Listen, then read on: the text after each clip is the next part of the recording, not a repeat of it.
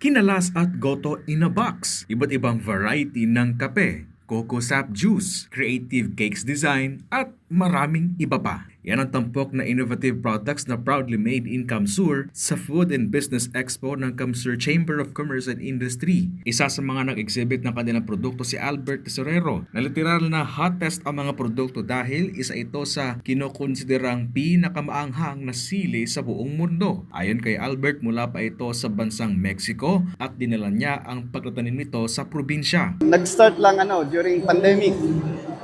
Walang magawa, kaya nag-try ng iba. Walang trabaho noon kasi siyempre nag-close. May mga group din kasi sa Facebook.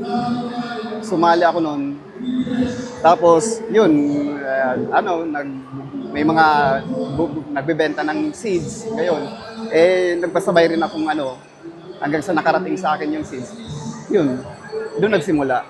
Agaw atensyon din ang Big Night tea na ito na gawa ni na Vivian ng Sangay. Kasi po sa Bignay, kadakol po talaga kan health benefit kan Bignay. Araman po yan kang kadaklanan na talagang dakulan na nagpo-promote kan Bignay ngunyan.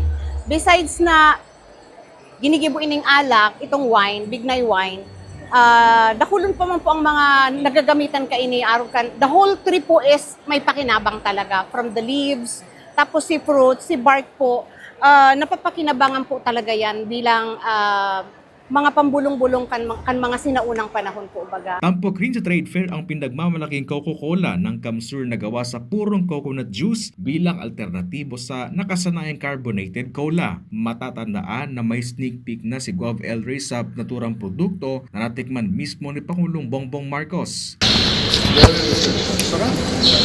Naging tulay ang trade fair para maging avenue ng mga MSMEs sa Kamsur upang maipakilala pa ang kanilang mga produkto sa local at international market. Chris Novello, CSN.